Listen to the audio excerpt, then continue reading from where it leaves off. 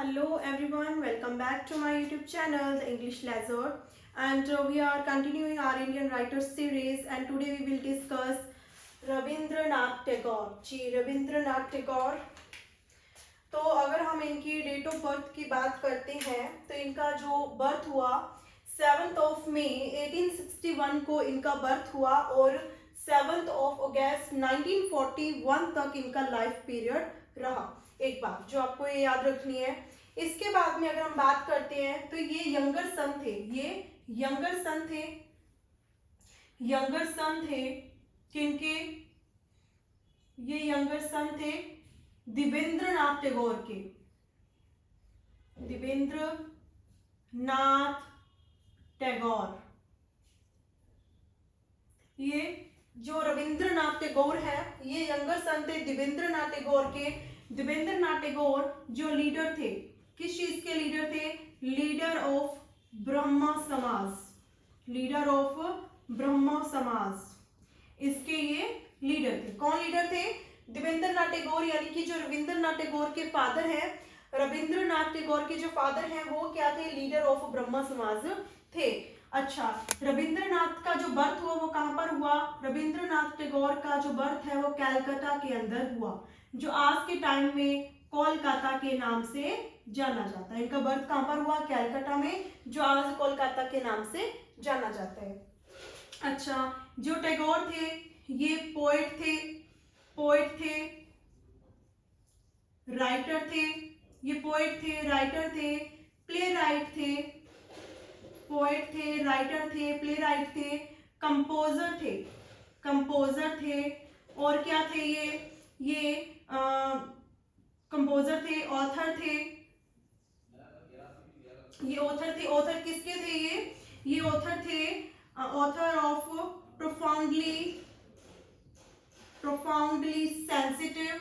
profoundly sensitive, fresh, beautiful poem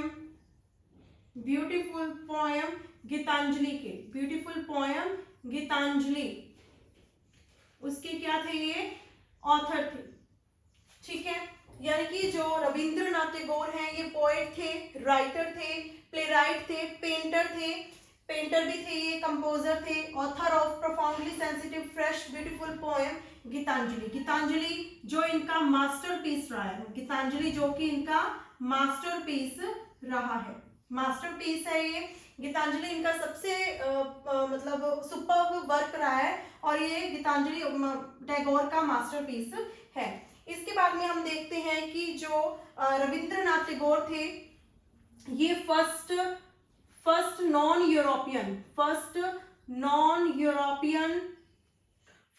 European थे and first lyricist थे जिनको क्या मिला? जिन्हें मिला नोबेल प्राइज फॉर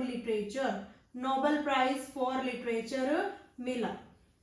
ये फर्स्ट नॉन यूरोपियन थे, फर्स्ट लिरिसिस्ट थे जिनको नोबेल प्राइज मिला। ये चीज आपको याद रखनी है। और इनको क्या क्या नामों से बुलाया जाता था? इनके क्या नाम थे? इनको बार्ड ऑफ बंगाल कहा जाता था, इनको रेफर किया जाता था बार्ड ऑफ बंगाल कहा जाता था इन्हें कवि गुरु कहा जाता था, इन्हें कवि गुरु के नाम से भी रेफर किया जाता था, महर्षि के नाम से भी रेफर किया जाता था और कवि गुरु, महर्षि और विश्व कवि भी कहा जाता था, इन्हें विश्व कवि भी कहा जाता था। यानी इन्हें बार्ड ऑफ बंगाल, महर्षि, कवि गुरु, विश्व कवि और गुरुदेव के नाम से रेफर किया जाता था। और ये क्या थे? इंडिया के पोएट लॉरिएट थे, इंडिया के पोएट लॉरिएट होते विजेता, पोएट लॉरिएट थे। इन्हें सन ऑफ द इंडिया भी कहा जाता था, इन्हें सन ऑफ द इंडिया भी कहा जाता था। ये एज इट इज ऐसे क्वेश्चन पूछ लिए जाते हैं कि अभी तक मैंने आपसे कितना डिस्कस किया। फर्स्ट ऑफ ऑल मैंने रविंद्रनाथ टैगोर का बर्थ डिस्कस किया आपसे कि इनका जो बर्थ है 7 मई 1861 को हुआ और इनका जो जीवन काल है वो 7 अगस्त यानी 7 अगस्त 1941 को कंप्लीट हो गया। किनके बेटे थे ये यंगर सन थे देवेंद्रनाथ टैगोर के, जो ब्रह्म समाज के क्या थे? लीडर थे। कलकत्ता के अंदर इनका जन्म हुआ। ये पोएट थे, राइटर थे, प्लेराइट थे, पेंटर थे, कंपोजर थे और क्या थे, author of profoundly sensitive fresh beautiful poem Gitanjali. Gitanjali क्या है, कलेक्शन है पोएम्स का, उसके भी क्या थे, ये ऑथर थे। और इनका जो गीतांजलि है वो क्या है, मास्टरपीस है, सुपर वर्क रहा है। इन्हें इंडिया के पोएट लॉरिएट यानी सन ऑफ इंडिया के नाम से भी जाना जाता है। इन्हें बार्ड ऑफ बंगाल के नाम से रेफर किया जाता है, विश्व कवि, कवि गुरु, महर्षि, गुरुदेव के नाम से भी जाना जाता है। ये फर्स्ट नॉन यूरोपियन थे, फर्स्ट लिरिसिस्ट थे जिनको क्या मिला, जिनको नोबेल प्राइज के साथ में नवाजा गया। इतनी बात समझ आई। इसके बाद में इन्होंने क्या किया, और इन्होंने एंथम्स भी लिखे हैं, नेशनल एंथम्स। 3 कंट्री के इन्होंने नेशनल एंथम्स भी लिखे हैं। हमारे इंडिया का जो नेशनल एंथम है जन गण मन, ये किन्होंने लिखा है, ये भी R.N. टैगोर के द्वारा ही लिखा गया है। बात करते हैं, इन्होंने 3 कंट्रीज के एंथम्स दिए, 3 कंट्रीज के एंथम्स लिखे, राष्ट्रगान, नेशनल एंथम्स। जैसे पहले की अगर हम बात करते हैं, जन गण मन, जन गण मन, ये कहाँ का नेशनल एंथम है, हमारे इंडिया का नेशनल एंथम है। ये बंगाली के अंदर ही लिखे गए थे, बंगाली के अंदर ही लिखे गए थे। नेशनल एंथम है ये इंडिया का, national anthem of India given by R.N. Tagore. दूसरा इन्होंने कौन सा लिखा, दूसरा इन्होंने अमर सोनार बांग्ला लिखा, अमर सोनार बांग्ला। ये कहाँ का नेशनल एंथम है, नाम से ही पता चल रहा है, ये नेशनल एंथम है बांग्लादेश का। कहाँ का, बांग्लादेश का। ठीक है, 2 इन्होंने लिखे। तीसरा है जो, वो है क्या नाम से है, श्रीलंका मथा, श्रीलंका मथा। इसको बाद में ट्रांसलेट किया गया किस लैंग्वेज में, श्रीलंका की। ये नेशनल एंथम कहाँ का, श्रीलंका का। इसे ट्रांसलेट किया गया सिन्हाला, जो कि वहां का क्या है, लैंग्वेज है। किसने ट्रांसलेट किया इसे, इनके ही एक स्टूडेंट थे, क्या नाम था जिनका, आनंद समरकून, आनंद समरकून। इन्हीं के स्टूडेंट थे शांति निकेतन में, शांति निकेतन के अंदर टैगोर के स्टूडेंट आनंद समरकून के द्वारा ही इसे सिन्हाला के अंदर ट्रांसलेट किया गया। अगर वैसे बताया जाए कि इन्होंने वैसे 2 ही एंथम्स लिखे रविंद्रनाथ टैगोर ने, हमारे इंडिया का और एक बांग्लादेश का। ये सिर्फ जो श्रीलंका मथा है इसे लिखा भी आनंद समरकून के द्वारा ही गया है, लेकिन जो रविंद्रनाथ टैगोर की छाप है वो इस नेशनल एंथम के ऊपर पड़ती है, क्योंकि समरकून ने इन्हीं से प्रेरित होकर श्रीलंका का जो ये नेशनल एंथम है लिखा था। ये बात आपको याद रखनी है कि इन्होंने 3 कंट्रीज के एंथम्स दिए हैं, जनगण मन जो कि हमारा नेशनल एंथम है इंडिया का, अमर सोनार बांग्ला जो कि बांग्लादेश का नेशनल एंथम है, श्रीलंका मथा जिसको ट्रांसलेट किया गया वहां की लैंग्वेज सिन्हाला के अंदर आनंद समरकून के द्वारा। ठीक है, इसके बाद हम आगे बढ़ते हैं। इसमें क्या बताया गया कि ये इंडिया के पहले ऐसे पोएट थे, फर्स्ट ऐसे पोएट थे, लिटरेचर में राइटर थे जिन्होंने अपना एक परमानेंट स्टैंप लगा दिया, कहां पर, वर्ल्ड की लिटरेचर के ऊपर। पहले एक ऐसे पोएट थे, इनके ज्यादातर जितने भी वर्क्स हैं, पोएम्स हैं, वो ज्यादातर बंगाली के अंदर लिखी गई। ज्यादातर किस लैंग्वेज में लिखते थे, ये बंगाली के अंदर ही लिखते थे। लेकिन बाद में इन्होंने अपने वर्क्स को इंग्लिश के अंदर ट्रांसलेट किया, यानी कि इनके लगभग जितने भी वर्क्स आप देखेंगे वो किस लैंग्वेज के अंदर लिखे गए हैं, बंगाली के अंदर ही लिखे गए हैं। बाद में उन्हें ट्रांसलेट किया गया इनके द्वारा इंग्लिश में। और इन्होंने 2000 क्या लिखी है, कम से कम पोएम लिखी हैं, और 1400 इन्होंने सॉन्ग्स लिखी हैं। इन्होंने 2000 पोएम्स लिखी हैं और 1400 सॉन्ग्स लिखे हैं। इसके बाद में इनके विजिट की बात करते हैं कि जो टैगोर है, इनका जब इंग्लैंड के अंदर विजिट हुआ, इंग्लैंड में गए तो ये कुछ राइटर्स से मिलते हैं, जाने माने राइटर्स से मिलते हैं, जैसे कि ये मिलते हैं H.G. वेल्स से, एजरा पाउंड से, गैल्सवर्थी से, W.V. येट्स से, इनसे मिलती हैं। जब ये इंग्लैंड में इनका विजिट होता है टैगोर का, तो ये H.G. वेल्स, एजरा पाउंड, गैल्सवर्थी, ह्यूजवेल हो गया, है ना, और W.V. येट्स इनसे मिलते हैं। जो W.V. येट्स थे, इन टैगोर को क्या नाम से बुलाते थे? प्योर पोइट, इन्हें प्योर पोइट कहते थे। ये W.V. येट्स के अकॉर्डिंग जो टैगोर है वो क्या है? प्योर पोइट है। और ये W.V. येट्स से सबसे ज्यादा इंप्रेस हुए, मच इंप्रेस हुए किस वर्क से? जो मैंने आपको इनका मास्टरपीस बताया था। कौन सा मास्टरपीस बताया था मैंने आपको? गीतांजलि। गीतांजलि के इंग्लिश ट्रांसलेशन जो वर्जन था उसके साथ में W.V. येट्स सबसे ज्यादा इंप्रेस हुए, क्योंकि गीतांजलि के अंदर पोइट्री की जो ब्यूटी है उसको अच्छे से बताया गया है। समझ आई बात इतनी कि जो रविंद्रनाथ टैगोर का जब इंग्लैंड के अंदर विजिट हुआ तो ये इन पोइट से मिले, ऑथर्स से मिले, H.G. Wells, Ezra Pound, Galsworthy, W.V. Yeats, और W.V. येट्स इन्हें प्योर पोइट कहते थे। और ये सबसे ज्यादा इंप्रेस हुए इनके मास्टरपीस गीतांजलि के साथ में, क्योंकि गीतांजलि के अंदर क्या है? हमें पोइट्री की जो ब्यूटी है वो देखने को मिलती है। ठीक है, इसके बाद में अगर हम बात करते हैं कि जो इनकी पोइट्रीज हैं या फिर इनके जो भी वर्क है वो ऑप्टिमिस्टिक स्टेटस वाले हैं, optimistic and lyrical status, lyrical status यानी आशावादी हैं, पैसिमिस्टिक नहीं है, पैसिमिस्टिक नहीं है, ऑप्टिमिस्टिक है इनकी जो जितना भी वर्क है उनका स्टेटस। ठीक है, तो ये अपनी करियर की शुरुआत करते हैं लिटरेचर में, अपने करियर की शुरुआत लिटरेचर के अंदर, अपने करियर की शुरुआत लिटरेचर के अंदर ये वन फूल से करती हैं। वन फूल यानी कि वाइल्ड फ्लावर, वन फूल यानी कि वाइल्ड फ्लावर। ये क्या था? इनका एक वर्स था। क्या था ये? इनका वर्स था।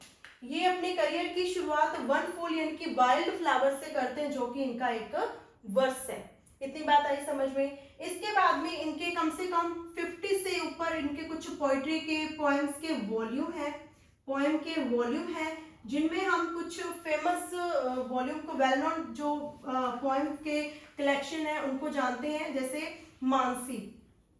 जैसे मानसी इनका एक वेल नोन पोएम का कलेक्शन है, मानसी एक आइडल वन। मानसी का मतलब यहाँ पे मेंटल स्टेटस से है, कोई गर्ल का नाम नहीं है, मेंटल स्टेटस से है, मेंटल स्टेटस से है। An idle one, an idle one.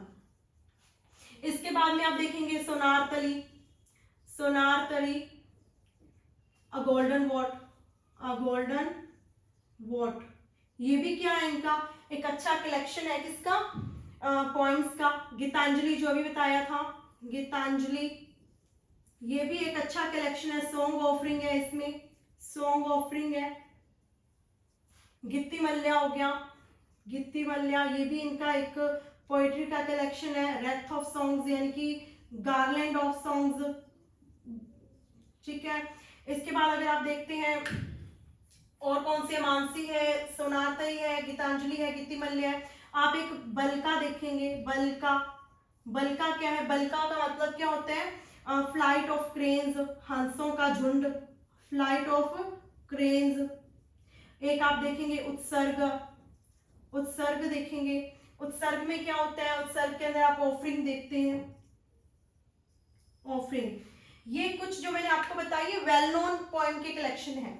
ये क्या है? पोएम के कुछ वॉल्यूम है, कलेक्शन है रविंद्रनाथ टैगोर के फेमस है, जो मानसी, सोनारतरी, गीतांजलि, गित्तीमल्या, बल्का। ये कुछ वेल नोन पोएम के वॉल्यूम्स हैं, कलेक्शंस हैं, जो रविंद्रनाथ टैगोर के द्वारा लिखे गए हैं। ये एग्जाम में एज इट इज पूछ लिए जाते हैं, तो आप इनको ऐसे ही सीरीज में याद करें। ठीक है, इसके बाद में अगर हम देखते हैं इनका एक लिरिक्स का, लव लिरिक्स का कलेक्शन है गार्डनर के नाम से। गार्डनर के नाम से एक है इनका लव लिरिक, लव लिरिक का कलेक्शन है, वो लव लिरिक का कलेक्शन है। क्या नाम से है? द गार्डनर के नाम से, द गार्डनर के नाम से इनका एक कलेक्शन है, लव लिरिक कलेक्शन। इसके बाद में एक इनकी पोएम है द चाइल्ड, चाइल्ड इनकी एक पोएम है द चाइल्ड। ये आपको ऐसे ही पूछ लिया जाता है एग्जाम में कि द चाइल्ड है किसके, इसके जो पोइट है वो कौन है, या फिर जो मानसी पोएम कलेक्शन है इसके पोइट कौन है, तो आपको ऐसे ही याद सारे करने हैं। अगर आप चाहते हैं कि जितने भी मैंने आपको अभी तक इंडियन ऑथर करवाए हैं इन सबके जो वर्क्स हैं आपको फिंगर टिप्स पे याद हो जाए, कभी मतलब भूले नहीं आप, तो आप मुझे बता सकते हैं, मैं आपको बाय ट्रिक ये सारे याद करवा सकती हूँ, जिसके बाद आपको रोट मेमोराइजेशन करने की जरूरत नहीं पड़ेगी। ठीक है, तो आगे बढ़ते हैं। यहाँ पे मैंने लिखे भी हुए हैं कि इनके जो वॉल्यूम के कलेक्शन है मानसी सोनारतरी, मानसी जो 1819 में पब्लिश हुआ है, सोनारतरी जो 1984 में, गीतांजलि 1910 में, गीतिमल्या जो 1914 में, बलका जो 1916 में, उत्सर्ग जो कि एक ऑफरिंग है, उसके बाद में द गार्डनर जो कलेक्शन है लिरिक्स का, चाइल्ड जो कि एक पोएम है। ठीक है, इसके बाद अगर हम देखते हैं कि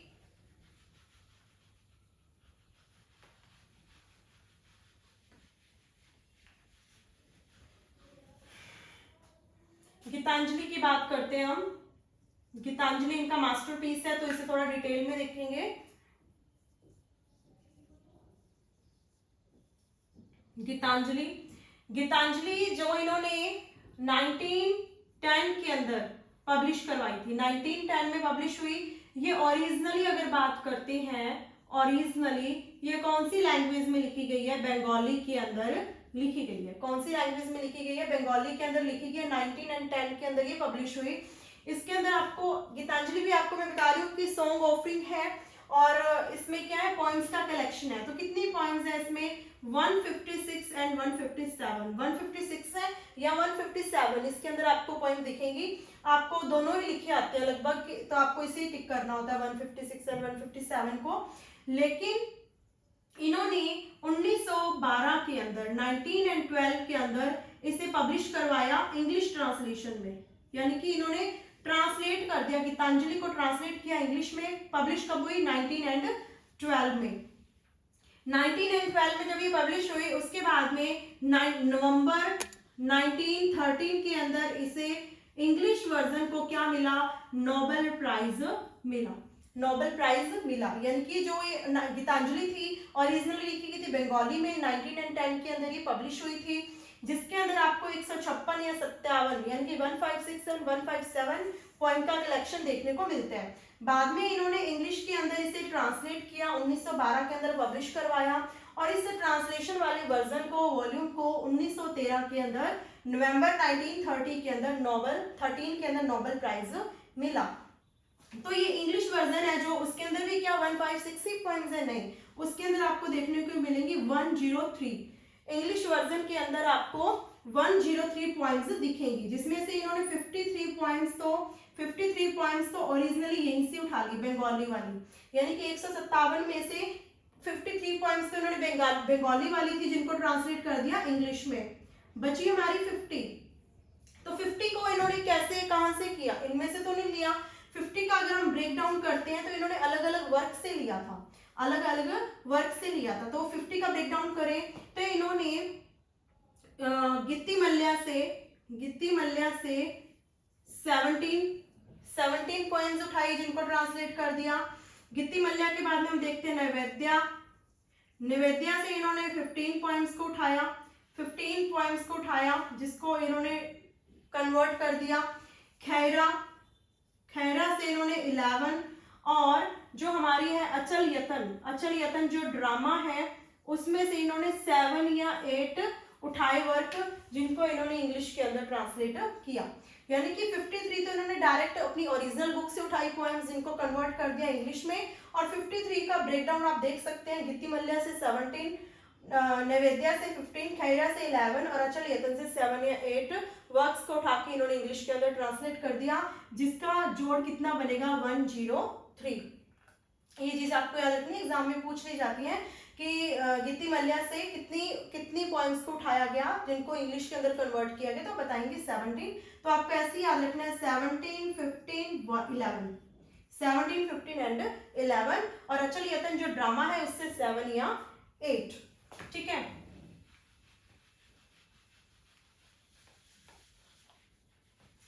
गीतांजलि जो मास्टरपीस है, आपको बता दिया गया है, ये गीतांजलि मास्टरपीस है, सुपर वर्क है इसके अंदर। इसके बाद बढ़ते हैं हम इनके कुछ नॉवेल्स की तरफ। इन्होंने कुछ नॉवेल्स भी लिखी हैं। नॉवेल्स जैसे कि इन्होंने कौन कौन से नॉवेल लिखे हैं, इन्होंने the home and the world इनका नॉवेल है, the wreck, Gora, hungry stones, broken ties and Yoga Yogi, इनके कुछ वेल नोन ये क्या है नॉवेल्स हैं, वेल नोन नॉवेल्स हैं इनके कुछ ये। इसके बाद में आपने इनकी ये शॉर्ट स्टोरीज है, द काबुली वाला सबने पढ़ी होगी, काबुली वाला जिसमें एक ड्राई फ्रूट सेलर होता है, आप सबने काबुली वाला अपनी छोटी क्लासेस में पढ़ी होंगी। शॉर्ट स्टोरी है, पोस्ट मास्टर, ये दोनों क्या है इनकी शॉर्ट स्टोरीज हैं, शॉर्ट स्टोरीज हैं, दैट्स इट। इसके बाद में हम बात करते हैं इनके कुछ प्लेस की। नॉवेल्स हमने देख ली, नॉवेल्स कौन कौन से हैं इनका, the home and the world, wreck, Gora, hungry stones, broken ties, Yoga Yogi, ये कुछ उनके नॉवेल्स हैं। काबुली वाला एंड पोस्ट मास्टर इनके कुछ शॉर्ट स्टोरीज हैं। इसके बाद बढ़ते हैं हम इनके प्लेस की तरफ। ये इनके कुछ प्लेस हैं, जैसे किंग एंड क्वीन इनका पहला प्ले है, किंग एंड क्वीन। इसमें क्या होता है, किंग एंड क्वीन में एक विक्रम नाम का राजा होता है, विक्रम नाम का राजा होता है जो कंप्लीटली अपनी सारी ड्यूटीज को छोड़ देता है और अपना ध्यान कहाँ पर लगाता है, अपनी रानी सुमित्रा पे, अपनी रानी सुमित्रा पे ध्यान लगाता है, अपनी सारी ड्यूटीज को छोड़ देता है। यानी कि आप इसमें कह सकते हो इसका थीम क्या है, love versus duty, love versus इसका ड्यूटी थीम है। शुरू में तो जो सुमित्रा इसकी रानी है विक्रम की, वो काफी खुश होती है, बट एट लास्ट इसके विक्रम के पैट्रियार्कल कॉन्स्ट्रेंट्स यानी कि जो पितृसत्तात्मक बंधन है उसकी वजह से इसी के अगेंस्ट खड़ी हो जाती है, यानी कि अपने हस्बैंड के अगेंस्ट खड़ी हो जाती है। यही हमें किंग एंड क्वीन के अंदर देखने को मिलता है। इसके बाद में आप देखते हैं चित्रा, चित्रा भी इनका प्ले है, ये एक 1 एक्ट प्ले है। जो चित्रा है, चित्रा क्या है इनका 1 एक्ट प्ले है, 1 एक्ट प्ले।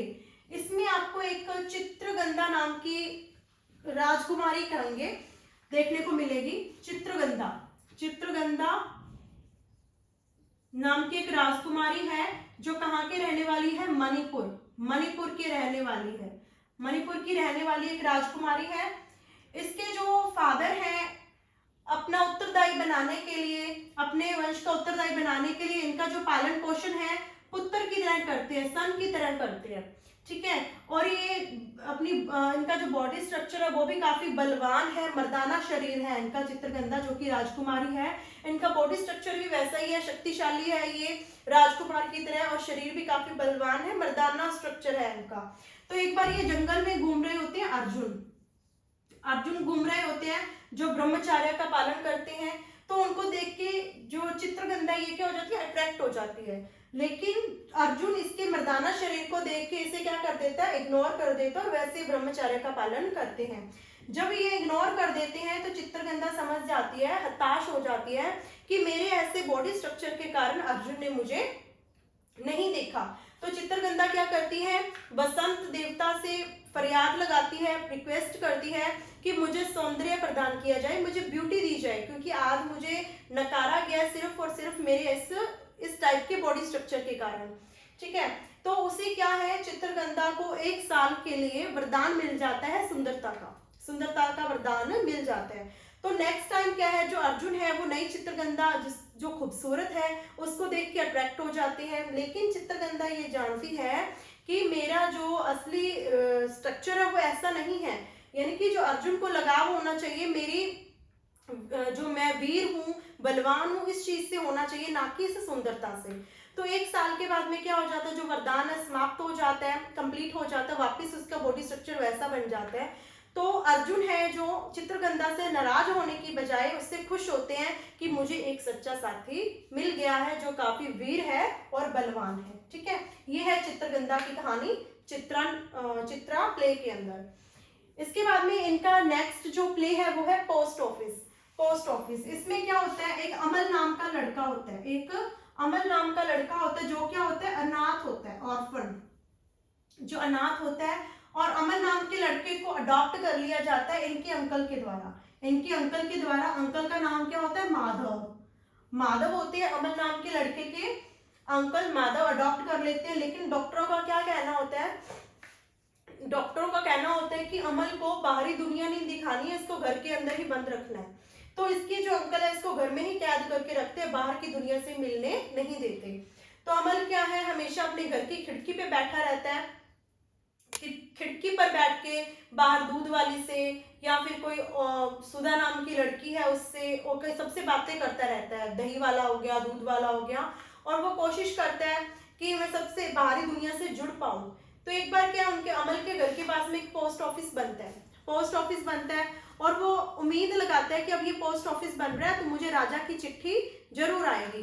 तो एक बार इस उम्मीद के अंदर भी राजा की चिट्ठी जरूर आएगी और मैं इस कैद से छूट जाऊंगा, तो बीमार पड़ जाता है वो बहुत ज्यादा। तो बाहर से कुछ रॉयल डॉक्टर्स आते हैं, वो आके उससे इस चीज का दिलासा देते हैं कि तुम्हें राजा की चिट्ठी जरूर आएगी, और राजा की चिट्ठी के इंतजार में वो एक दिन सो जाता है हमेशा के लिए। यहाँ पे जो पोस्ट ऑफिस है वो परलोक के द्वार को ही पोस्ट ऑफिस के नाम से जाना गया है। यहाँ पर पोस्ट ऑफिस यानी परलोक का दीवार, परलोक का द्वार, गेट ऑफ हेवन कह दे जिसे हम। इसके बाद में हम देखते हैं the cycle of spring. Cycle of spring जो प्ले है, इसमें राजा की स्टोरी ही है, जिसमें राजा के जो बाल है उसमें ना 2 वाइट बाल आ जाते हैं। तो राजा देख के परेशान हो जाता है कि मैं तो बुढ़ापे की ओर बढ़ रहा हूँ, मेरे तो वाइट बाल आना शुरू हो गए हैं। तो एट लास्ट वो क्या करता है, अपने महल में कवि को बुलाता है, उससे कहता है कि तुम मौसम के बदलते हुए रुख पे कुछ गाकर सुनाओ, जिससे पता चले कि ये भी खुशी लेके ही आता है, ताकि वो अपने इस आने वाले बुढ़ापे से हताश ना हो। इसके बाद में है सेक्रीफाइस। सेक्रीफाइस में एक राजा और एक पुजारी की कहानी है, जिसमें राजा बहुत ज्यादा दयालु होता है और जो पुजारी होता है बहुत ज्यादा हठी होता है। और जो इसमें एक लड़की आती है राजा के पास में, अपर्णा नाम की, जो राजा के पास में आके फरियाद लगाती है, गुहार लगाती है कि मेरी बकरी को बचा लिया जाए, क्योंकि उसकी बलि दी जा रही है। किसके द्वारा? उस प्रीस्ट के द्वारा, उस पुजारी के द्वारा। तो राजा क्या है, ऐलान कर देता है कि आज से पशु बलि नहीं दी जाएगी। तो इससे जो वो प्रीस्ट था बहुत ज्यादा नाराज हो जाता है और अपने स्टूडेंट को कहता है, अपने शिष्य को, कि जाके तुम राजा को मार दो, उसका कत्ल कर दो। तो इस प्रीस्ट और राजा के बीच में चलते ही उसका जो शिष्य उसे मारने के लिए जाता है, शिष्य खुद ही मर जाता है, जिसकी वजह से प्रीस्ट को बाद में यह एहसास होता है कि मैंने ये बहुत गलत काम किया, कि रक्त बलि कोई बलि नहीं है, करुणा की भावना होना का बहुत जरूरी है। इसी प्रकार से हम इनकी कुछ अदर प्लेज है, लाइक रेड ओलिएंडर्स, स्ट्रे बर्ड्स, सन्यासी, मालिनी जो कि एक 2 एक्ट प्ले है, और राजा, ये इनके कुछ अदर प्लेज हैं जो आपको अच्छे से याद करने हैं। आगे बढ़ते हैं, आगे हम देखेंगे कि my boyhood days my reminiscence. My boyhood day my reminiscence, my reminiscence क्या है? इनका ऑटोबायोग्राफी वर्क है, आर.एन. टैगोर का ये ऑटोबायोग्राफिकल वर्क है, आपको ये अच्छे से याद करना, माई reminiscence. Where the mind is without fear and longing, इनकी जो poems हैं, इन्हें एक another title दिया गया है, और वो टाइटल क्या है? Where the mind is without fear and longing। इनकी poems को एक और टाइटल दिया गया है ये, Where the mind is without fear and longing। इसके बाद में 1914 के अंदर आर.एन. टैगोर को सर की उपाधि मिलती है, नाइट की उपाधि दी जाती है। लेकिन जलियांवाला अमृतसर में हुआ जो मैस्केयर की वजह से ये नाइटहुड की जो टाइटल है, सर की जो उपाधि है, आर.एन. टैगोर वापस लौटा देते हैं। इसके बाद में है शांति निकेतन, सबसे इंपॉर्टेंट, कि 1901 के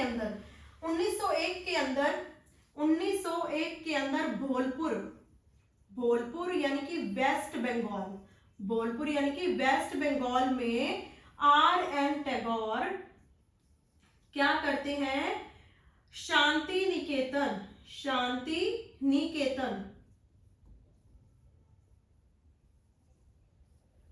की नींव रखते हैं, यानी कि इनके जो पिता पिताजी थे देवेंद्र नाथ टैगोर, वो एक आश्रम खोलते हैं जिसका नाम होता है शांति का आवास, शांति का आवास।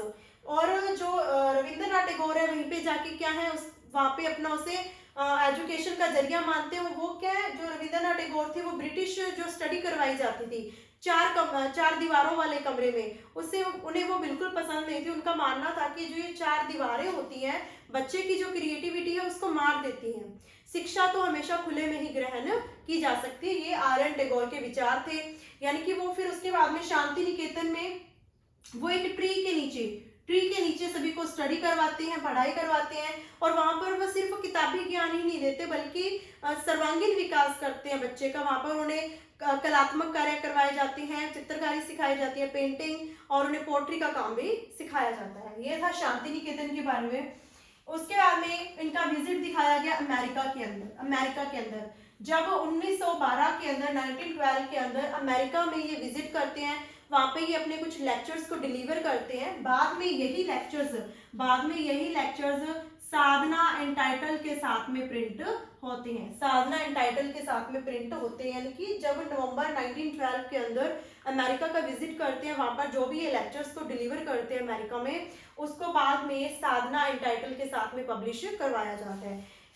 ये एक ऐसा पीरियड था जहां पर उन्हें क्या मिला, जब उन्हें कौन सी रिकॉग्निशन मिली, जब उन्हें ग्लोबली रिकॉग्नाइज किया गया। यहाँ पर वो क्या करते हैं, यहाँ पर वो हमें बताते हैं कि किस तरीके से यूनिवर्स और इंडिविजुअल सोल के बीच में क्या डिफरेंस है, यूनिवर्स और इंडिविजुअल सोल के बीच में क्या डिफरेंस है। उन्हें हमें इस साधना टाइटल में जो लेक्चर्स डिलीवर किए गए हैं उन्हीं से हमें पता चलता है।